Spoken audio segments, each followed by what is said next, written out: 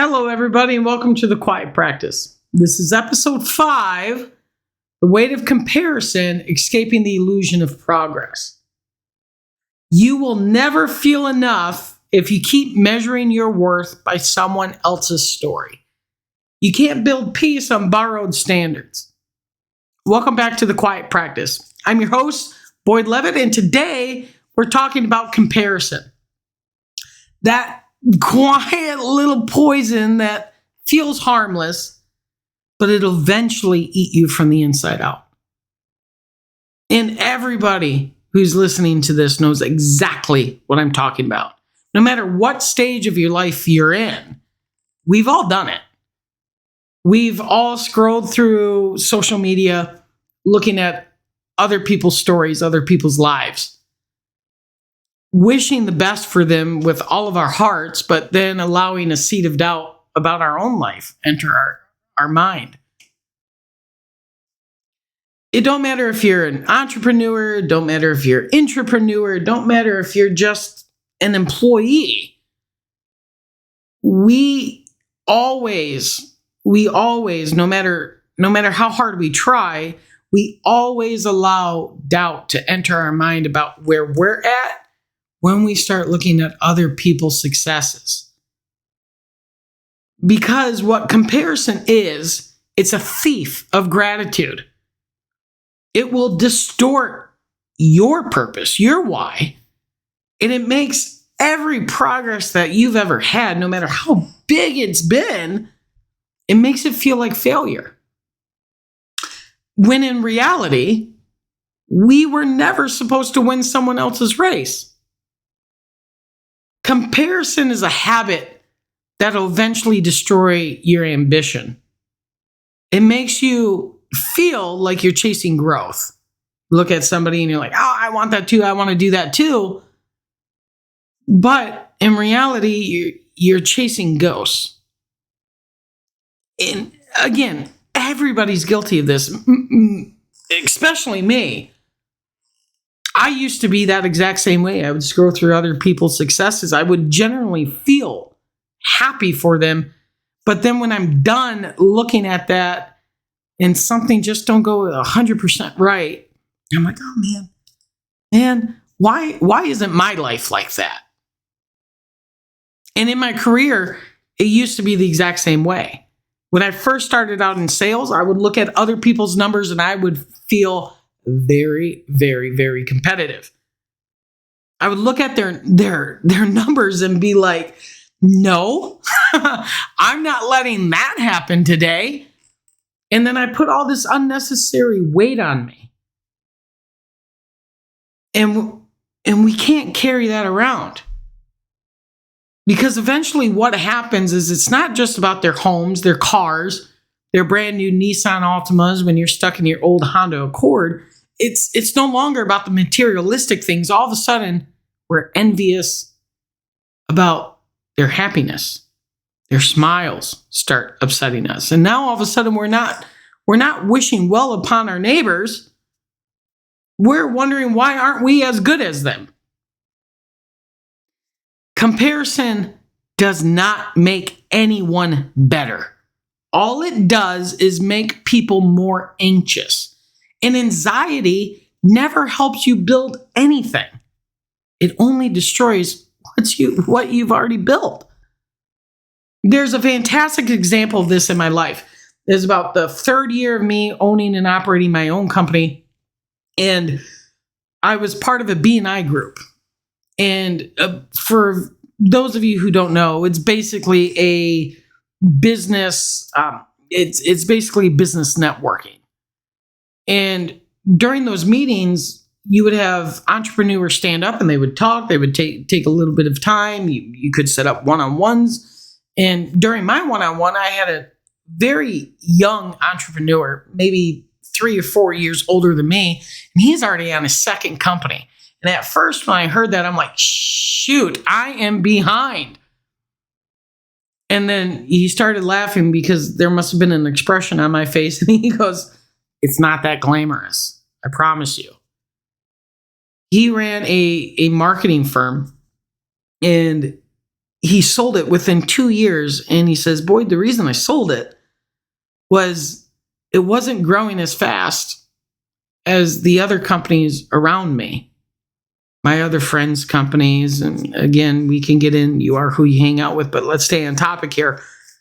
He says, it's not growing as fast as other companies are. And I was comparing it against that. And eventually, it's not that I failed. It's that I just lost patience waiting for my season. When he told me that, it changed a lot in my perspective of where I was at with my company, where I wanted to go with my company, the things that I wanted to achieve with it. It really changed my perspective on it. Why am I doing this? Am I doing this to keep up with this ideology in my head, or am I doing this to actually be happy?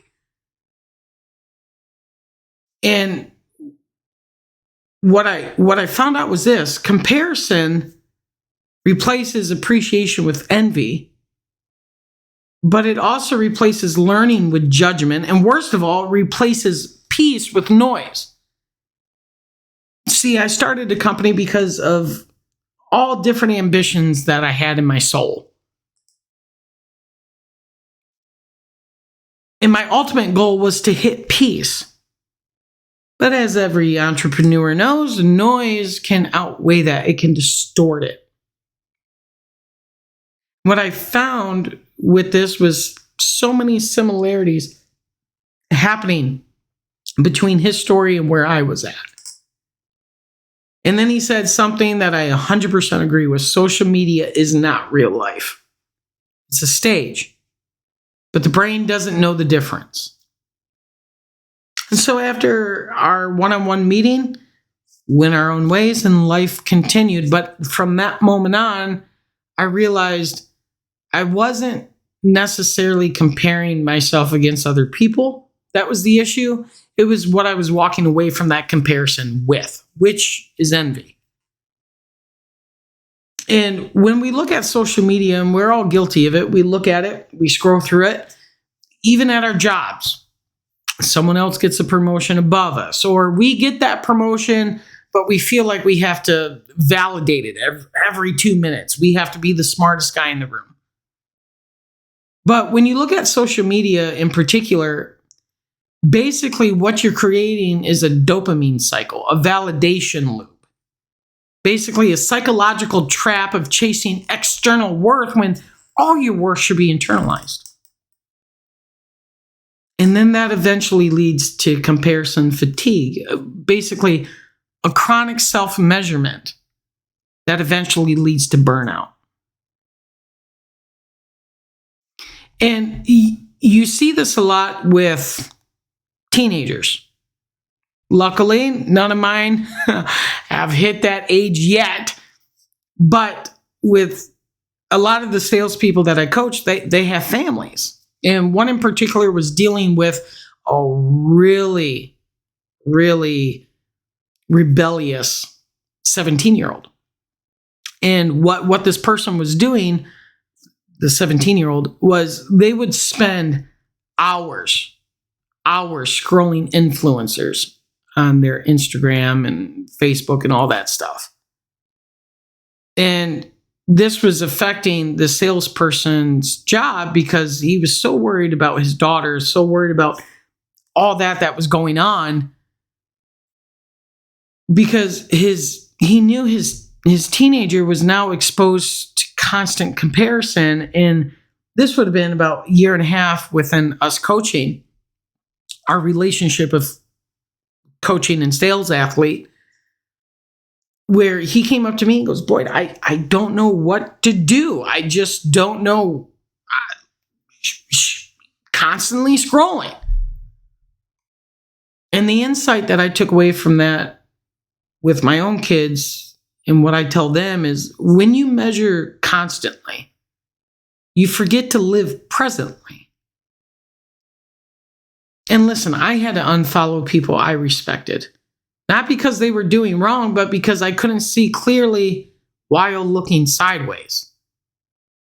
A lot of influencers that I followed that shaped and helped mold some of my ideas and my ideologies, started becoming a poison to me because I wasn't at that level yet. I'm not there yet. Why aren't I there yet? What aren't I learning? And then I remembered something that Marcus Aurelius wrote. He said this: "It never ceases to amaze me. We all love ourselves more than other people, but care more about their opinion than our own." We have to get better at listening to our internal voice in a positive way. There's a book, it's called Unf Yourself. And in that book, it talks about this. This is a book that I highly recommend to anybody who has a problem with negative self-talk. There was a gentleman that I coached here recently. He was over in Oklahoma, I believe. And that was one of the best books I could have ever showed him. And I highly recommend it to everybody. But when you talk to yourself in that way and you start valuing other people's opinions about yourself more than yours, comparison will trick you into thinking faster means better and louder means stronger. It doesn't. We're all in this race at our own pace. This podcast, what you're listening to right now, is something that I neglected to do for almost 6 years. I was waiting for somebody else to jump in with me, somebody else to put their toe in the water, so that way I felt validated in why this needs to exist. When in reality, it just needs to exist. And it's called an illusion loop. So we see other people's results, we feel behind, we rush, then we burn out because results aren't happening as fast as we want it, and then we fall metaphorically behind again. You cannot build consistency when your direction changes every time someone else posts a win. And you see this a lot in fitness and in health particular. You have two friends, let's say hypothetically two friends, they start the same workout plan. One compares constantly, switches routines, gives up after four weeks. But the other one just stays consistent. They get the 10,000 steps a day. They're not killing themselves with their diet. They are slowly implementing and changing. They are consistent with their approach. And one stays on that diet the whole year, and one is gone after a month. Comparison kills progress because it confuses measurement with meaning. If there's one thing you take away from this podcast that you're listening to, this episode in particular, if there's one thing you can take away from today, you have to have that faith in yourself without the results being there right now. Good things take time. You are on your own clock. You are not meant to win someone else's race, because the opposite of comparison isn't arrogance, it's peace. So I want you to try what I call the 3 anchors to escape comparison. 1, you need to know your season. Everyone blooms on a different timeline. You need to do the second anchor, which is measure backward.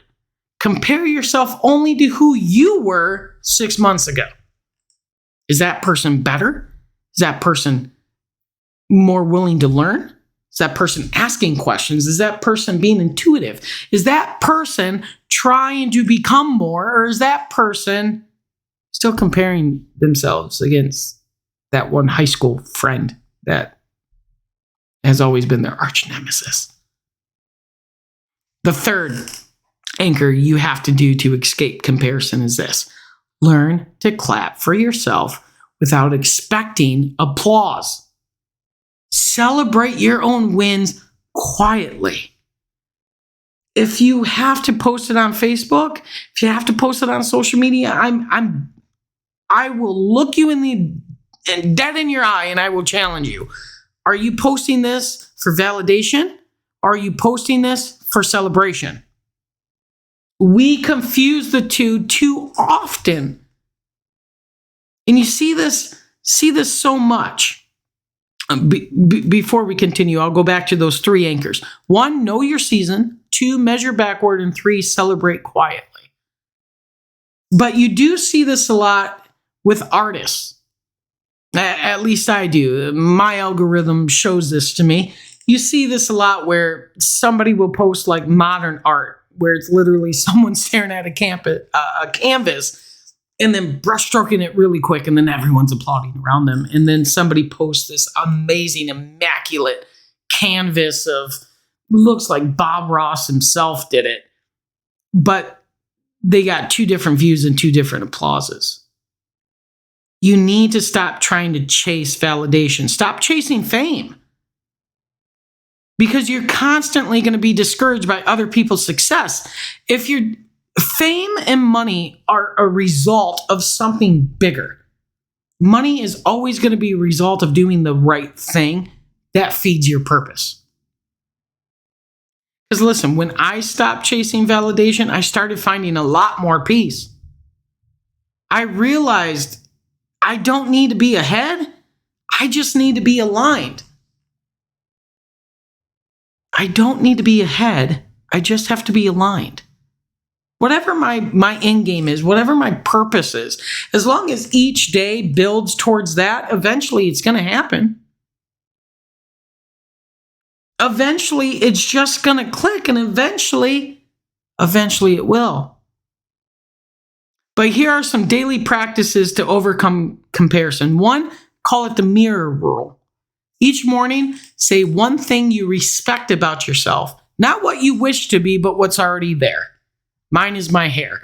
My entire psyche is built around my hair. A lot of my sales guys laugh about that, but I'm just being honest. I had a rep that I worked with a little while. His name was Jerry Voss. He had beautiful, immaculate hair, and he could outsell everybody on bathrooms. And so I figured, hey, I'm just starting. I got to get my hair game in shape. Anyway, it was a mistake. I blame you, Jerry, 100%. But it's the mirror rule. Each morning, say one thing you respect about yourself, not what you wish is there, but what is already true. 2, the backward journal. Instead of listing goals, list the progresses you have already made. 3, gratitude reframe. When envy appears, that comparison again, say good for them, it's possible for me too. The more you celebrate others without resentment, the more freedom you're going to build within. And it might even lead to you sending a private message saying, dude, you're killing it. What can I learn from you? How are you doing this? We are so built around not asking others for help or advice that we find ourselves slipping further and further into chaos because we're not asking for help when we need it. You can't move forward while staring sideways. You have to look at your own path. You need to walk it with gratitude, and then you'll notice that the noise starts to fade. So this week, I want you to measure less, but reflect more. You're not behind. You're just in your becoming. I'm Boyd Levitt, and this was The Quiet Practice. Next week, we're going to talk about purpose and pain, how the things that hurt you most can become the reason you rise. Until next week.